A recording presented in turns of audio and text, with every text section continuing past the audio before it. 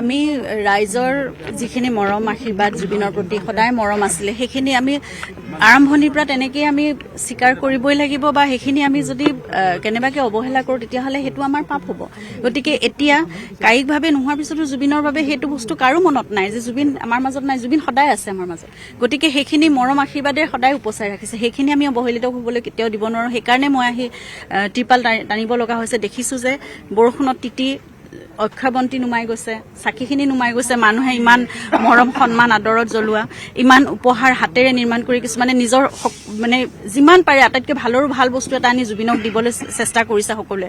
অকল অসমৰ বুলি বা আমাৰ ওচৰ পাজৰ বুলি নকওঁ, বিভিন্ন ঠাইৰ পৰা বিভিন্ন ব্যক্তি আহিছে, কিমান আৱেগেৰে আহি পেলাই দিছে। গতিকে সেইখিনি নষ্ট হৈ যোৱাটো আমি কেতিয়াও নিবিচাৰোঁ, এতিয়াও নিবিচাৰোঁ। আৰু সেইখিনি আচলতে চৰকাৰৰ কাম, যিহেতু তেওঁলোকে কৰোঁ বুলি ভাবিলে বহুত সোনকালে তৎপৰতাৰে কৰিব পাৰে। বৰষুণ অহালৈকে ৰৈ নাথাকিলেও হ'লহেঁতেন। আৰু আমি যোৱা 6 তাৰিখে এখন লাষ্ট মিটিঙত বহিছোঁ, তাৰ আগতেতো আমি এটা ডাঙৰ প্ৰেজেণ্টেশ্যন দিছিলোঁ। সেইমতে কেনেকৈ হ'ব সেই কথাটো আমাক একো জনোৱা নহ'ল। আমাৰ তথাপিতো এতিয়া যিহেতু 10 বিঘা মাটি আবণ্টন কৰিছে, সেই মৰ্মে আমি পুনৰ 6 তাৰিখে আমি কৈছিলোঁ যে অন্ততঃ এটা মিউজিয়াম, জুবিনৰ ইমানবোৰ বস্তু জুবিনৰ নিজৰো আছে আৰু ইমানবোৰ উপহাৰ আছে, এই সকলোবোৰ সুৰক্ষিত সংৰক্ষিত কৰিব পৰাকৈ এটা মিউজিয়াম। আনকি এজনে জুবিনে চলোৱা পাজেৰো গাড়ীখন যে ইমান আৱেগেৰে এজন তেখেত গেৰেজৰ মালিক, তেখেতে পাজেৰোখন বনাই ৰেডি কৰি ৰাখিছে।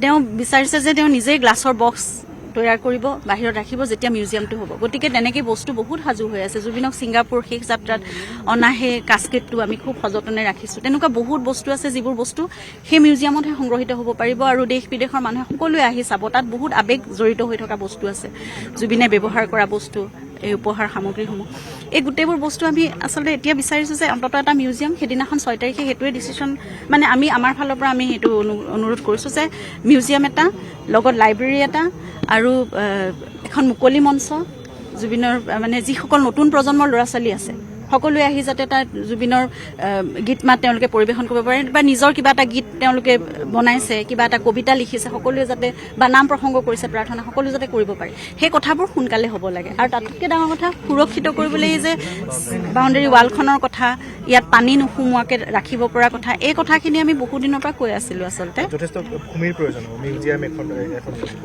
তাৰপিছত মঞ্চ এখনৰ কথা কৈছে আপুনি, কিছু ভূমিৰো প্ৰয়োজন হ'ব। 10 বিঘা মাটিত সম্ভৱ নহয়।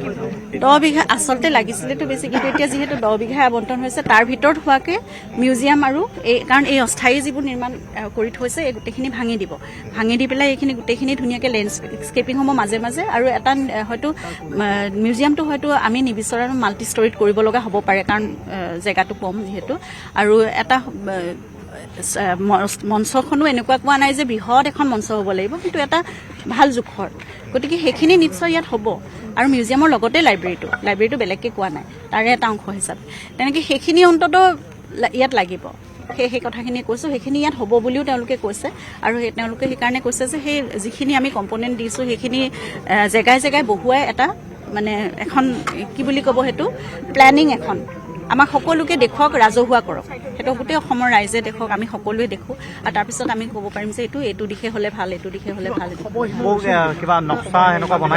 নক্সা নাই বনোৱা, সেই নক্সাখনৰ কথাই কৈছোঁ যে তেওঁলোকে অতি শীঘ্ৰে এইখিনি কাম হৈ যোৱাৰ লগে লগে বৰষুণৰ পৰা যাতে সুৰক্ষিত হয়, এই কামখিনি 2-3 দিনত তেওঁলোকে শেষ কৰিম বুলি কৈছে। আৰু এই অক্ষয়বন্তীগৰাকী জুবিনৰ য'ত শেষ মানে ক্ৰিয়া সম্পন্ন কৰা হৈছিল এইখিনি বনাই হৈছে। চাৰিওফালৰ পৰা গ্লাছ দিয়া হ'বনে, অকল বন্তিগৰাকী মানে বন্তি গছি প্ৰটেক্ট কৰা হ'ব, তেনেকুৱা কথা কৈছে যে খোলা থাকিলে দেখিবলৈও ভাল হয় আৰু বতাহ মানে হেৰিখিনি আহি থাকে, কাৰণ তাত অৰা এটা বহুত বেলেগ, তাত সোমাই যোৱাৰ লগে লগে বেলেগ ধৰণৰ এটা ভাইব আহে। গতিকে সেই বন্তিগছি অকণমান ওখ স্থানত ৰাখি আৰু এচাৰকণিও যাতে নপৰে তেনেকুৱা ধৰণে প্ৰটেক্টেড কৰি ৰাখি অক্ষয়বন্তি গছি কেতিয়াও যাতে নুনুমাই, সেই কথাটো কিন্তু বিৰাট মন দিব লাগিব। সেইটো একদম পৰিচালনা সমিতি যিয়ে থাকক, যেনেকৈ থাকক, সেইখিনি চাব লাগিব। আৰু চাকি বন্তি জ্বলোৱা এটা বেলেগ জেগা তেওঁলোকে সিফালে পূব দিশৰ পৰা নিৰ্মাণ কৰিছে। তাৰপিছত এই সকলো খোজকাঢ়িবলৈ জেগাখিনি ঠিক কৰি দিম বুলি কৈছে, পেমেণ্ট মানে অস্থায়ীভাৱে। তাৰপিছত তেওঁলোকে কৈছে যে সেই মিউজিয়াম, লাইব্ৰেৰী আৰু মঞ্চখন তাত ইয়াত বহিব পাৰে, যদি বহিব পাৰে সেই জেগাখিনি তেতিয়াহ'লে তেওঁলোকে এটা নক্সা তৈয়াৰ কৰি আমাক সকলোকে দেখুৱাওক, ৰাজহুৱা কৰক সকলোৱে, আৰু যিমান পাৰি সোনকালে নিৰ্মাণ কৰক। আজি এইখিনিয়ে সিদ্ধান্ত হ'ল যে এই নতুন এটা কনষ্ট্ৰাকশ্যন তেওঁলোকে কৰিছে, তালৈ সকলোখিনি ইয়াত যিমান এতিয়া নতুনকৈ যিখিনি উপহাৰসমূহ বা ৰাইজে কিবা জুবিনৰ কাৰণে আগবঢ়াব সেই অফাৰিংখিনি তাত তেওঁলোকে প্ৰটেক্টেড কৰি ৰাখিব। এটা ফালে তেওঁলোকে সকলোৱে নাম প্ৰসংগ কৰিব পৰা, প্ৰাৰ্থনা কৰিব পৰাকৈ এটা খোলা জেগা ৰাখিব। যথেষ্ট ডাঙৰ জেগাখিনি ৰাখিছে, 32x40 এনেকুৱা জেগা জোখসীমাখিনিও দিছে।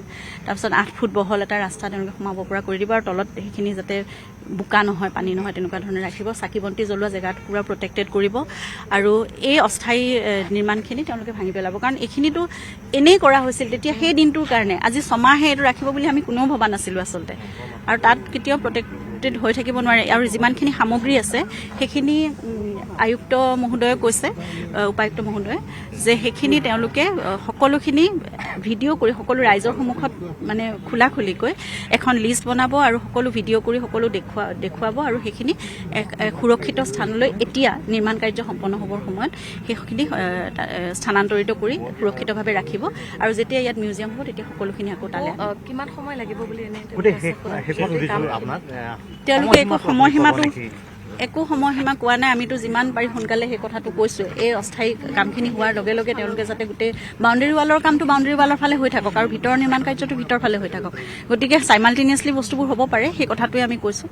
ক্ষিপ্ৰতৰ হ'লে ভাল, বস্তুবোৰ চিজিল লাগিলে ভাল, আৰু বহুত বাহিৰৰ পৰা এতিয়া লোক আহে।